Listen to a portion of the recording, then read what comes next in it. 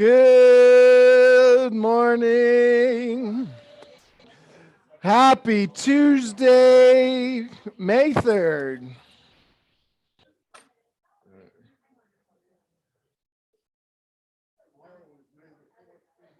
That's right. Good morning, everybody.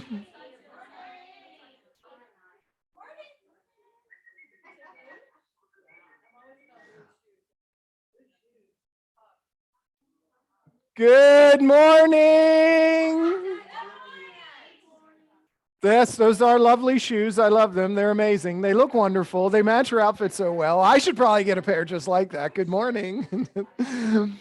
How's everybody doing today? All right, so how's everybody doing? Fantastic. Just really, really stressed. Recording in progress. Good. What? I don't know. Somebody. Somebody logged in on a Zoom with. So it's from an iPhone, but I don't know how that happened. Anyway, so we'll get started. So, yeah, it's still recording, but it's for some reason it sounded like it was logging in again from my account. Hang on one second, guys. Give me 2 seconds.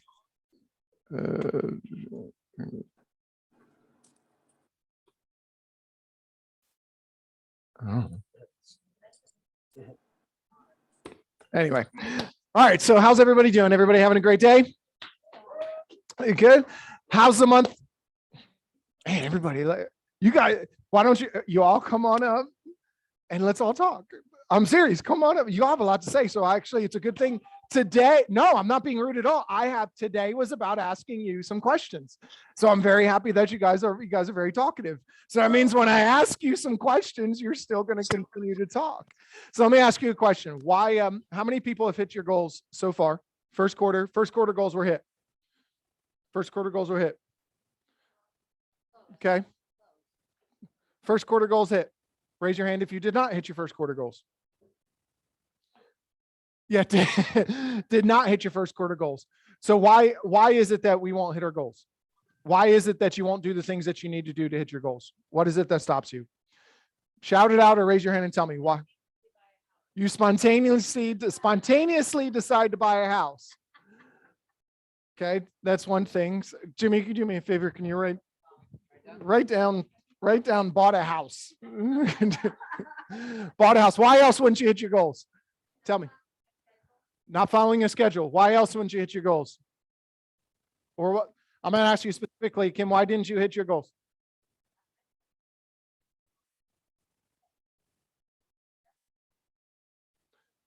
Well, you sounded so certain about I had 3 or 4 that probably maybe would have had me hit my goal.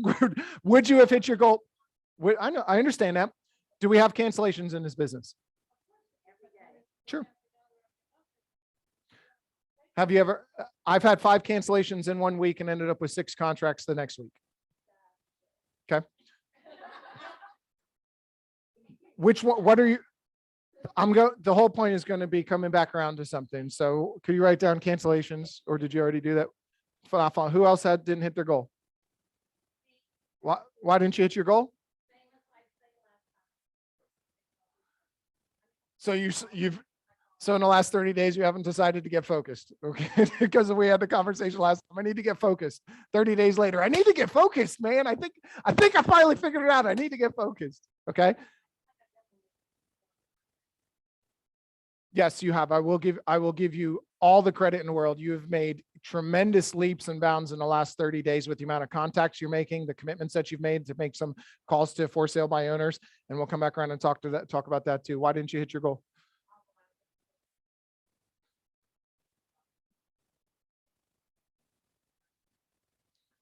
A lot of things pushed into May. So some unexpected things came up and pushed some things back. What? No, I'm just asking why, whether it's first quarter, whether it's, May. So a lot of things got pushed into May. Okay. And those of you online, please go ahead and to Type in any reason Type why in any you didn't reason hit your why that goal. you may have So, not because hit I'm going to goals. come back and I'm going to come back around and say the reason that you didn't hit your goal isn't because of any one of those things. Those are your BS excuse and reason why you didn't hit your goal. Let's be honest. Let's be 100% honest. The reason you didn't hit your goal is not because you weren't focused, not because things got pushed back, not because things canceled, not because you bought a house. You chose to focus on something that you couldn't control. Let me ask you a question. Does it matter who the president is? Is that going to change your business? But does it? The reality is, does it matter who the president is? Will that shape your business? No. But do people allow it to happen? Yes. Yes. Okay. So does it matter how many contracts cancel if you are choosing to focus on, I know that 25% of contracts cancel, so I need to have 25% more in the pipeline to make sure. I know this may be a specific circumstance where it was just too much to overcome at that moment, but we have to choose what we are focusing on. With headlines, the way that they go, headlines that are put out there are meant to terrify, right? Not to clarify anything. They're meant to terrify, not clarify. So no matter what's going on around you, you have an opportunity to focus on being terrified or choosing to read a little bit further into the article to clarify things and get a little bit more focused. 99% of the things that you focus on and you start thinking about that you are fearful of don't happen. True or false? True or false? 99% of the things that you think about, that you focus on, that you're fearful of, don't happen. Why don't you make as many calls as you should? I'm not saying you do or you don't. Why don't you make any calls at all? Why don't you make any calls? What are you afraid will happen? The conversation. I hate that, being front face to face. You hate? Conversation that you can't read the person. So what are you afraid is going to happen if you can't read that person? You're afraid you're going to get rejected. Okay, so how many times do you get rejected in a day? I don't know. Well, if I don't make any phone calls, I won't get rejected. So 0, because I don't make any calls.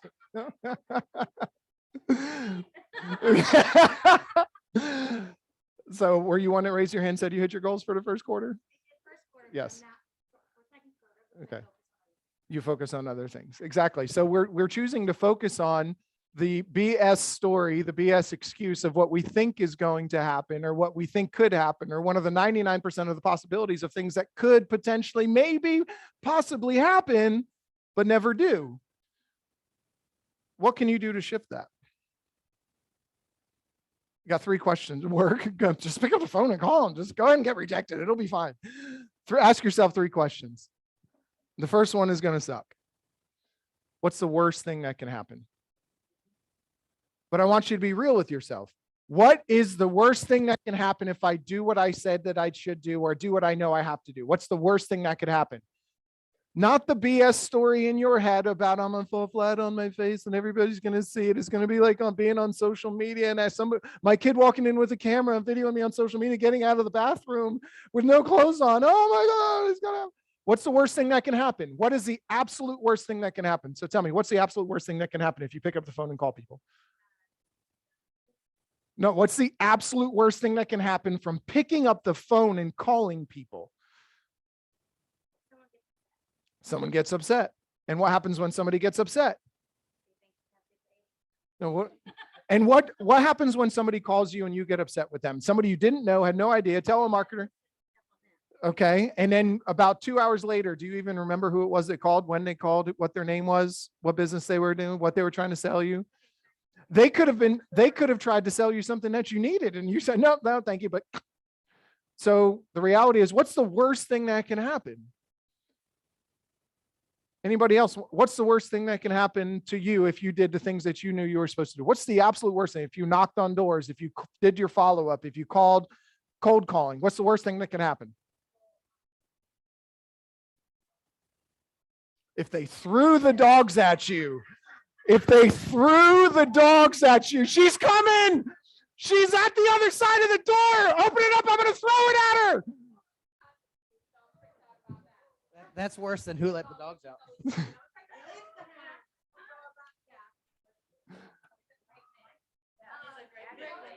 How many? So then let me ask you, how many doors?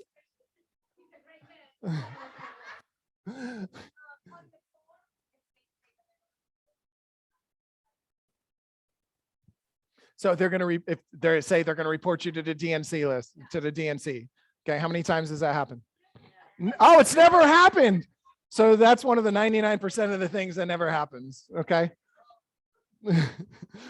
So the first question is, what's the worst thing that can happen? So what's the absolute worst thing that can happen? Then the second question is, what's the most likely scenario of what will happen? Logan, what's the most likely scenario of you making phone calls today? You get some leads? And also the reality, what's the most likely scenario of you making a bunch of calls today? You will get some leads, but you also get some zeros, get some hangups, get some rejections. What's the most likely scenario? Anybody else? What's the most likely scenario of you talking to, following up, creating new contacts? Michelle, what's the most likely scenario? You get a conversation. But let's be real. What is the most likely scenario of you calling 50 people today? The most likely scenario is I'm going to make 50 calls today. I'll probably talk to 7 or 8 of them. Are those numbers about right? If you make 50 calls, about 7 to 10 people. I may get one person that may seem semi-interested and may want to talk to me, may give me a little bit of feedback. I may get one person who's a real a-hole who tells me to, yeah, and he tries to throw the dog at me over the phone, and I hear the dog in the background. I could get scared to death. How many? You've been making calls, about 30 to 50 calls a day for the last 3 weeks. How many complete and utter a-holes have you come across? One in 3 weeks. That's 5 days a week, 200 calls, 250 calls a week times 3 or 4 weeks. That's 1,000 calls, one asshole. Just one. And it just happened. So 99% of the time. So one, what's the most likely? So what's the worst thing that can happen? Well, what's the real most likely scenario? And then the third question is, and this one's the real winner, what is the absolute best thing that could happen? $1 million listing. Mario, did you go on a $1.6 million listing preview last week? Got to tour $1.6 million listing. Did you get the listing? No, but you didn't get the listing. Okay. Was it okay? Yeah. Did you feel good about it? Awesome. So what's the most so what's the worst thing? What's the most likely thing? And what's the absolute best thing that can happen? I sit down, I do what I said I was going to do, and I get a lead and I get an opportunity, and I show up at a house. They tell me they want to list it, and I list their home, and it goes on the market in 2 weeks. And in this market, it sells in 1 week to 2 weeks. And then within 45 days, I put a $7,000 to $10,000 commission check in my pocket. Does it sound better than they're going to throw the dogs at me? How many times have the dogs actually got thrown at you? Actually thrown at you, where you had to beat them off? And how many times? Yeah, we won't talk about that. So you just got to ask yourself some certain questions, because the reality is, if you don't ask yourself those questions, what do you inherently do? You do nothing, because your brain continues to go down the road of these are all habits too, just so you know. These are habits. Everything you do is a habit. So this habit that you formed keeps you safe from getting the dogs thrown at you, from getting called, getting cussed out and told to piss off, screw off, don't do this, don't do that, go away from me, getting reported to the do not call list. Like, this is just a habit. You're trying to stay safe. But how many of you have actually experienced any one of those things? Any one of those things. What have you experienced? So, you just raised your hand. I don't know which one, but I've experienced some. No, I'm talking the complete most utter a-hole ever in the world, who literally cusses you out, says, I'm going to find your place of business and come down there. I'm going to get you fired, and like literally goes to the nth degree. How many have actually experienced the worst case scenario that you've put in your mind? How many have experienced the worst case scenario you've put in your mind with any lead, any follow-up, anything? Never. None of you have. None of you have experienced that worst case scenario. Yet every single one of us have stopped doing that next step. So here's what you really have to do. You have to take action. You have to be willing to take action. Whoever takes action is going to win. So if you take action towards, if you ask yourself those 3 questions and you just take action, you are going to put yourself in a position to win. If you get out of your head, you're going to put yourself in a position to win. But you're never going to do that from sitting inside of your head. No action gets taken inside your head. Your brain just keeps spinning and spinning and spinning and spinning and coming up with another idea, just like a couple of you did already. Have you done it? No, but they could do this. You keep going. We just keep going to the next worst case scenario. But ask yourself those questions. Today, the things that you know you need to do that you haven't done or that you won't do, ask those 3 questions. What's the worst thing that can happen? What's the most likely scenario? And what's the absolute best case scenario? And then decide which one you're going to focus on. Are you going to focus on the fact that Joe Biden is president, Donald Trump is president, Barack Obama is president, and how that's going to destroy the economy and the houses aren't going to sell and I'm not going to be able to make a living and I probably just go get a job at Dollar General right now. That's what I should probably go do. Is that what you're going to focus on? Or which one of those 3 are you going to focus on? The worst case, the most likely, or the best case? So you got 2 out of the 3 that are going to put you in a better position. And you have an opportunity to decide that. Everything that we do is a choice. Everything we have is a decision. So we're going to bring Mike Wiles on in a second, but we'll go to some new listings. So who has new listings you want to pitch? Let's make sure we get those out before we bring on Mike. New listings you want to pitch? Joe, tell me about it. I guarantee it's not worse. Tell me what happened and I'll tell you how it could have been worse.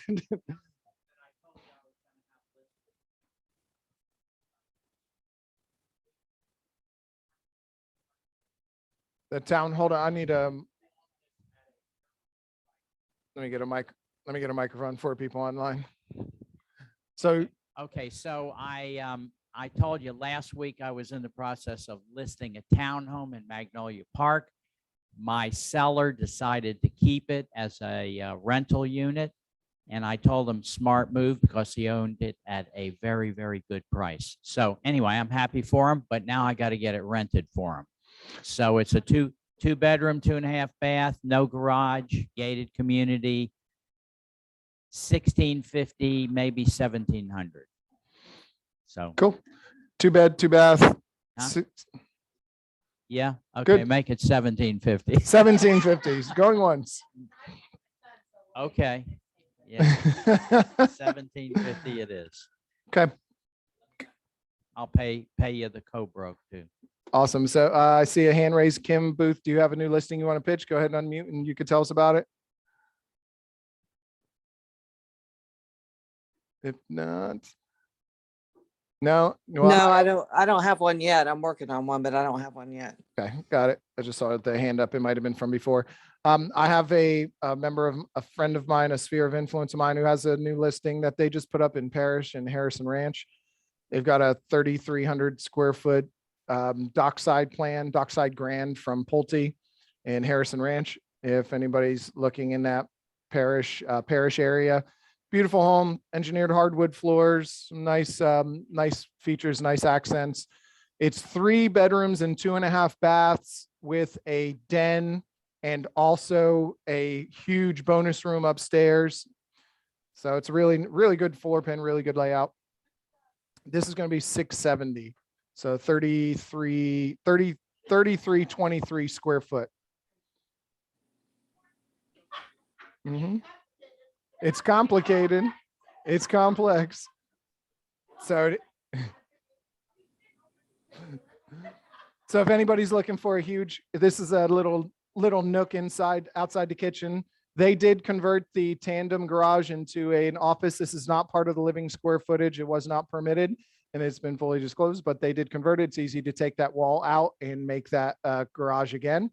But they did that because they've got this huge bonus room that they operate a business out of. It's like 900 square foot upstairs. You can make bedrooms, you can make a theater room, you can make anything you want out of that. So great floor plan, great home. If anybody has anyone interested in the Parrish area for something that's got that kind of size, let me know. Anybody else? Yes, ma'am. I have a lot that is coming on the market. It's going to be in Shadow Run. It's a corner lot. It's just under 1 acre, just a little bit under 1 acre. And like I said, it's a corner lot, beautiful community. I don't have the address yet if you're looking, but you probably already know what it is. It's Chris we're talking about. Okay. And right now he's looking at listing at 300,000. That's right. Bring your best offer. No wetland on that. I think it's this one, but no. Very pretty. And it's in the back of the community. So it's like towards the end, you don't have a lot of through traffic back there. And if you've been to that community, I mean, no home is alike. Like it's very pretty and they all have lots of, land and space. Yeah. So here's the main road off of McMullen. It's all the way back in this rear section of Shadow Run back over here. Not on that one's not on the lake, but it's good. It's about a 1 acre lot.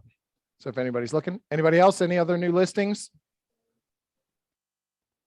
What? No? All right, cool. So we'll bring up Mike Wiles with Coast to Coast Lending.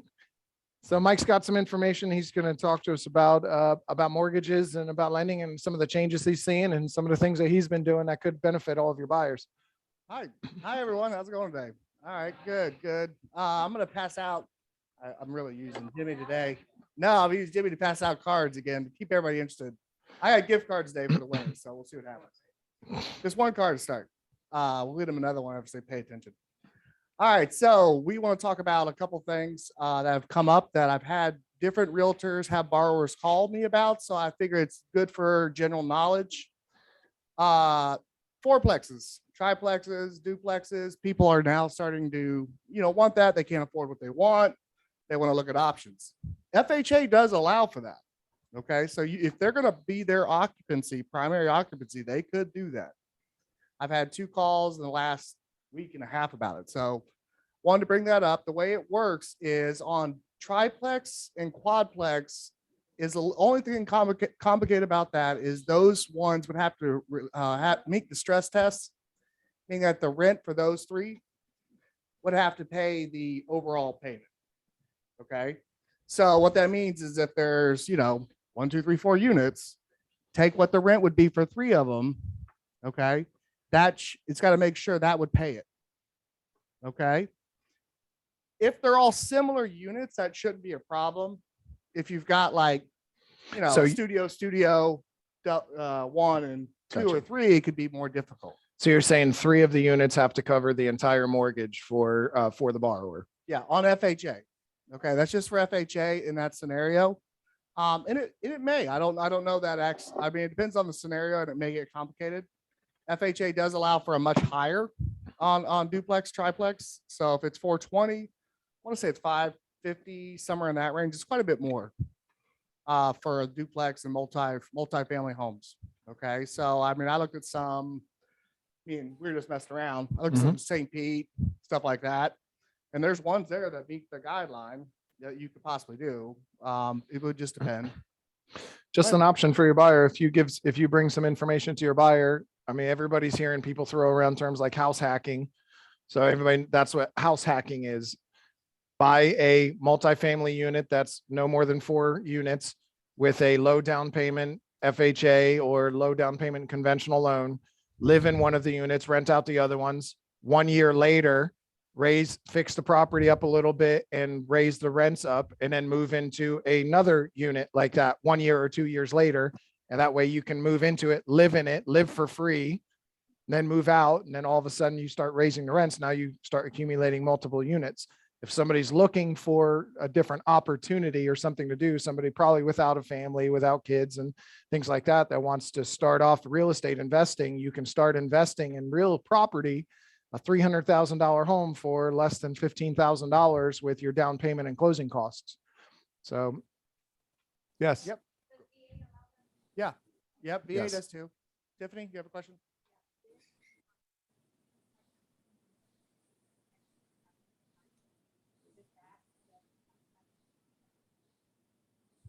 Yeah, correct. Yeah, that's how that would be done. Or if it is empty, which happens sometimes, we would do an investor appraisal, which they would take the average rent for something similar and use that as the rental income. Okay. No, you just have to be able to show that what it would rent for. Okay. It is a good option. I've had, like I said, I've had a couple people call about it lately. Now, yeah. And as far as investors, they can't do FHA obviously, but I mean, they can do unconventional. That's where that works. So if they're buying these properties, we're using that rental income as their income. Right? I have a buyer that he has a home right now, and started a VA, and she's renting. Uh-huh. So he's renting someone else. Yep. He has to move out of the area. But he's still looking to buy something like that. as a Yep. rental. Can he still VA for a second, kind of like that? If he was moving in, I had that question come up today. Actually yesterday. So VA buyer has a house with a VA loan, right? Wants to buy a second home. In your case, where he's already moved out and the homes are closer together than like the 25, 30, 40-mile radius, it works because that one's already rented. Okay. If you're buying a second home close to where you're at, you have to explain why you would want to do that. The scenario came up yesterday. We went through the whole bunch of stuff. I'm like, oh yeah, well, we're going to buy a second home. Well, where is it? Oh, it's in the same neighborhood. I'm like, that doesn't work. Is it different? I mean, is mom moving in? I mean, do you need 5 bedrooms instead of 4 bedrooms? No, it's none of those things. But it can't, the second property he's purchasing, he can use VA to buy as his primary residence. He can't buy it as an investment property with his VA loan.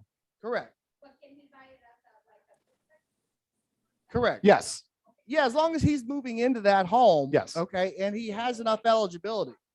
So everybody understand how the eligibility works. So if VA is unlimited, if you don't have a home and you have enough money, let's say a retired officer or a guy that's done well when he got out, making 20, 30 grand a month. His options are pretty much unlimited if his debt's low. Okay. He could go 1.5, 2, whatever, if he qualifies for it. If you already have a home, you're not getting rid of it. You're capped at the local limit, which is like going to be around 647, I think right now. So your eligibility, if he's got 200 or 300 on the old house, his limit would be the remaining on it. Okay. Now that's not a bad thing. What happens is if you're over, let's say I have 300 and I want to buy a house that's 400, right? So I'm over by what? 53,000, right? VA only makes them pay 25% of the difference. So 25% of 53,000, that's not bad. That's like 12,500, something like that, rough math. So that's not bad as their down payment. And they still get all the benefits that they would have had normally on a VA loan. So it is a good option. My brother did that on a house he had. Moved in, bought a duplex, lived there for a couple of years, fully rented. Now move somewhere else and buy another house. VA, not a problem. But that's how that would work.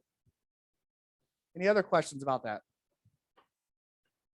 Any VA questions? Anybody running anything? I still push. I mean, I still think those are great options. The FHA, VA, all your buyers are out there because obviously we're getting into a lot more competitive situations. I get that that's more difficult. But please, when you're having conversations, tell them it's not really that different. I know everybody gets that it's a lot different. It isn't. Honestly, it's not. I mean, I see a large number. I get a lot of people have done real estate and you've done a lot. I see a lot of them. It really depends on the appraiser that comes out there. I've had conventional appraisers run me through the ringer, and I've had VA appraisers skip a whole big old thing. It is not necessarily that. In the guideline, the only thing I tell you about VA is if it's got wood rot or termites, okay. If a lot of wood rot, if you can see wood rot, they're going to see wood rot, they're going to bring it up. Okay, that's about it. It's really not that different. Okay. And if they're putting money down anyways, it's a great loan. I mean, there's not really any different risk. And all these loans where they're going to go over asking, they can still do that too. Okay. And let's say, we had this situation where 528, they think it's going to price for 505, still do VA. Whatever it comes up short, he can still put that down. That's a common misconception. I hear that a lot from people. I hear it a lot from borrowers, but I also hear it from agents too. Well, the VA borrower can't pay the difference. Yes, they can. It's no different. The lender doesn't care. The lender does not care. I'm going to give you this loan at this much. If you want to pay that much, that's fine. You pay the difference. Because the lender's still in the same position that they were in before. Yeah, for us, it's no different. And I would say that that's ask for the full thing, see where it comes in different, and then go from there. But I mean, they can still have it. A lot of these people have, the ones that are buying the higher end have money normally. And then we work through that part. And then if you have FHA borrowers, and something that you can mention to any of the FHA borrowers, if they have a little bit extra cash, they can use a program like Ribbon. You've heard of that, right? Yep. To get their offers accepted, they pay 1% more. How much do you think, if you were making an FHA offer, how much more do you think you would have to offer over the asking price or over the next offer for a seller to even consider your FHA offer over a conventional in the way that they're acting right now? How much more? How much? Do you think 20,000 more? Between 20 and 30 more than what they're asking or what other offers might be offering just for a consideration, and be willing to pay that much more? With Ribbon, you pay 1% more. And Ribbon gives you a guaranteed offer up to the amount they say. And if your borrower has a little bit more money, they can even agree to pay a little more than that if they wanted to and cover that difference too. And the whole while they still use Mike as their lender. Ribbon just says, I'll make sure it closes. He's going to do his job. He's going to close it. But if it doesn't, I'll close it. And they only pay me 1%. It's a good option. Okay. Yep.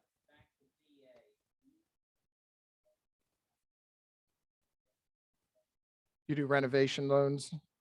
We don't do a lot. I guess that's the right answer for you. I mean, here is what you're running into on the 203K. My only issue with that is that a lot of people want to jump into that, and I almost feel guilty. Here's why. I feel it's like I don't do a lot of reverse mortgage. I know it's great, but I'm saying I feel guilty. I don't do them a lot. 203K, I feel about the same way. It is good, and if they know what they're doing, I feel 100% comfortable. Here's what happens. You have to hire a general contractor, number one. Okay, they have to be fully insured, fully licensed. They have to be involved no matter what you're doing on 203K.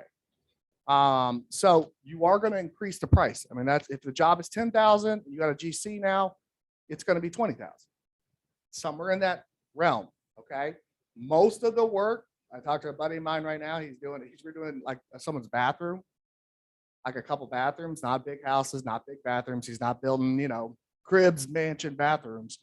$18,000 just for the labor. Okay. So you're going to, on a 203K, a simple 203K goes up to 35K. Okay. So that means, but it's not 35,000. It's really 30,000 with 10% reserves, 10 to 15% reserves, plus the fees to go back out and appraise it. 30K on a 203K loan. It's not going to go that far with a general contractor. What I would tell you is if it's a smaller job, try either do an escrow or after you have approval, do it then with them paid at closing. If it is a major renovation, 203K does work. Conventional has something that does that too, but they need to know what they're getting into. I'm a first-time home buyer. I just, I haven't built a dog shed in my house, and I'm going to take on this project. It's probably going to go bad. And they're going to, not only they pay more on the contractor, they pay more on the rate, right? Yeah, they're going to pay more in rate. They're going to pay more. Is 5 on that. It's 5.7 on that. Easy. And then they're also paying more. They're going to hit them for another point or so, right? On that, don't they hit them for a little more closing cost? It's going to be expensive. Yep. It is 203K is expensive, and I have had. Here's the situation where I felt good. Okay, these young guy, they live in Panhandle. I still talk to them sometimes. She works at a bank as a lender, but not the same thing. And then he does general contracting. He is a contractor that does it for a living. We did that loan. Everything went great. No problem. I can tell you that the other ones I've done have gone less than superb because people get into it and all of a sudden they don't need 30, they need 80. Right. You open up a wall, you open up a, it becomes, unless you know what you're doing, it is hard to pull that off. Okay. Not saying you can't, not saying you shouldn't do them. Yeah. I'm just saying that is what we find. And I have a lot of people that are always looking for, oh yeah, I want to buy a foreclosure. And I said, every one of them that's good, someone's paying cash. all day long, every day. Me and Chris have talked. I have bid on Mhm. land lately and been blown out of the water on it. And I'm giving full cash offers, blown out of the water. Not even close. Yep. So I was just gonna share an experience of a seller most likely not want to do that. I had a horrible experience where they pitched for that kind of loan. Closing date and blah, blah, blah. Anyway, we ended up having to close. What's- That's way too much. what Yeah. is the scenario where you're having that? Joe, on which kind of, is the property you have in mind? No, I Okay. just asked because there's another lender that's in here before and talked about. And they do. Yeah. VA does have the rehab loan, and VA is even stricter because it is no money down. They're gonna have a higher threshold for the contractor because they're could have zero money down. So the VA threshold for contractors, they actually have to be on the VA contractor list. And whereas FHA only requires that they be a general contractor, VA actually requires they're on the actual approved list of contractors to even step foot on the property, even put a bid in. So not saying it can't, not saying they do exist, even USDA has one. But USDA, I don't know a lender that does it because that's even more risk because no one's guaranteeing that money. Okay, so they do exist. I don't do them. And those were my basic reasons why. Anybody else? Any other questions? The participation today. Another thing, I did tell this the other day, I may have brought it up. We are able to do the stated income loans are working for your high dollar clients. Okay. It does work. We're not doing them. We're not doing it for people that don't have, in this scenario, we're talking people with $300,000-$400,000 in the bank, large deposits, stuff like that. It doesn't have to be that much, but you're looking at 30% down, 700 scores, and they can state their income. If they have that, we can do it. It closed. It actually was ready to close all except for some wire. It would have closed even faster. It closed almost in like 3.5 weeks or something. It's not a lot to verify. You can, yes. No.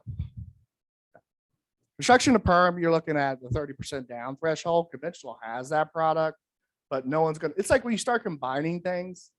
Like I need this. I got a client the other day, they had a bankruptcy and he needed stated income. We have a bankruptcy program. If you had a bankruptcy last month, we could do it. Similar things, 20-30% down. You have to explain it, those type things, but you can't do both. It's like, I have this older lady keeps calling me about 55+ communities and trailer parks. I'm like, it does not work. We cannot do that loan. We can do trailers and we can do 55+ communities. You can't merge them two together. It doesn't work. So but that's how that works. Go ahead.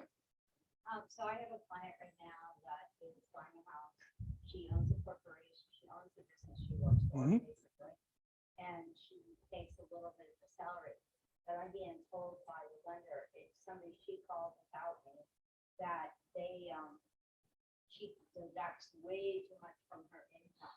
Yep. So would a stated income work better for somebody like that? We could do that or a bank statement loan. I would probably do bank statement. It's going to be cheaper. More likely, a bank statement loan, we're going to take her general deposits and run right through it. Now, another way we could do it is if she does claim enough on her W-2s, I have done this, just use her W-2s, but it has to be a corp. Okay. And even if they own all of it, we have a way to do just W-2, but there may not be enough income, depends on how much she takes out. But on the large dollar ones, bank statement loans are probably the way to go because that's probably going to be cheaper, maybe a point cheaper. So like say rates right now, 5.2, 5.3, right? Bank statements are going to be in the 6s, state it's going to be in the 7s. Okay. Now they do interest only. For the people that are doing it, they have a short-term goals, long-term goals. On stated income, you probably aren't going to keep that forever unless you plan on paying it off or refinancing. It's not a forever loan unless you have to, but it's usually not. But on her case, if it's the one we had talked, the person you talked about, I mean, she could probably get it, pay it off in a couple of years and be done with it, and not have to do anything with it. You know, but that's how she would do it. But we could do either option, whichever one is more convenient for her. She may not want to give us 12 months bank statements. And we could do personal or business. Okay, I'm doing a stated income, a bank statement loan on a client. And we went back and forth with both. Why, which one would be better? On her, I went back to stated income because divorce, sold her interest in that business, got another one, but she's depositing 100 grand a month from book sales. That's even funnier story. But anyways, it's funny because what I'm saying is she jumped into the other one. Stated income was better for her, but we could have gone either way. As long as her business has been around for a certain amount of time, and yours, she's obviously been around for quite a while. Bank statements are easy. If she doesn't want to do that, stated income. And it could be interest only if she has a short-term plan. You know, we could just have her do the minimum, or she could pay as much as she wants. Cool. Okay. Any other questions? Mhm. Did pretty good on that. Yeah, Covered a well, lot. doing good. They're really pushing DSCR. I know no one's really brought that up that much for the Airbnb stuff, but we could do DSCR, which is basically just using the investment income. That's the debt service coverage ratio loan. Yeah, basically it's a loan where an investor wants to buy an Airbnb property. If you could prove the rental, then you could do that. And that's like 20-30% down, investors only. But in some cases, you could just do the same thing with conventional as long as their other income makes sense. Okay. DSCR only looks at the investment. They're not looking at your income and whether that would work. Okay. So it's a higher rate because they're just financing the property on its own. Kind of like that property is its own business. Mhm. And whether that business makes sense. Okay. Your regular conventional loans look at you and whether you as the investment makes loan. That's why the rates are cheaper. Does that follow? We use the same guidelines. If you have an investment property and right now you're solid, you want to buy an investment property and that rental makes sense, then you could do just a regular loan. But if you're really good at tax accounting, and you have a good accountant and you don't show a lot of funds, DSCR would probably be the way to go for those properties. Cool. Okay. Yeah, I think we're good. I think it was a lot today, a lot of good questions. All right, Jimmy, can I get one more hand from you, bud? Let's do everybody who had questions today, it's the other card. So we got one, Tiffany, Tiffany gets an extra card. Jackie. Jackie, Joe, Adam, two in the back, Carolina, Michelle, Michelle, Tenley. Tenley, right here, this new guy, I don't know him. Good. Adam got one. Adam. Yeah, he got one. All right, everybody got two? All right, good. Cool. All right, so we'll go through it in a minute once he's ready to wrap up. No, we're good. We can go right We're ahead. good? All Move right, forward let's do it. straight on. Well, one down, one up. Turn All your right, you got a queen, you're doing good. turn your cards over. We're playing poker with your hand. Make the best, All right. make Oh, the we best got a pair of hand. queens up here. All right, so You far gotta- so good. One down, one up. All right, spades are looking good. All right, one down, three up. We'll do it slow though, slow burn. Jack, 9-10 is good. Oh, Oh, 9-10 is real good. All right, last one. There we go. All right. so who we who's got the best We hand? got a pair of queens, Pair of queens, pair of kings. pair of kings. What do you- What do you got back We there? have- Pair of kings. we have 7. Eight, Jack, Queen, 8, Jack, Queen, King, 2. 8, Jack, Queen, King, 2. So you got a pair of kings and a 7. So Michelle's up top right now. Who has the other king? She had a king. You have a king right there. Oh, king 4. King. Yeah, she had king 4. King 7 is the top right now. Who else? Anybody have a 9-10? Or anybody have? No, 9-10. Anybody have 9-10? So actually the two kings are tied because the 4 and the 7 don't play. But we'll have the 2 come out. We'll give them one more card apiece and they'll come on up. Come on up, Tiffany. All right. We're going to do one more card apiece. Just give them each a card. No, just one more card.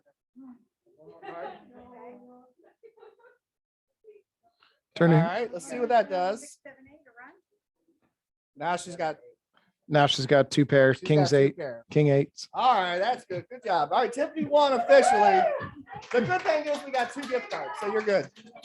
All right, guys, that'll wrap it up for us this Tuesday. You guys have a great week. If you need anything, please feel free to reach out. We'll talk with you soon. Thank you.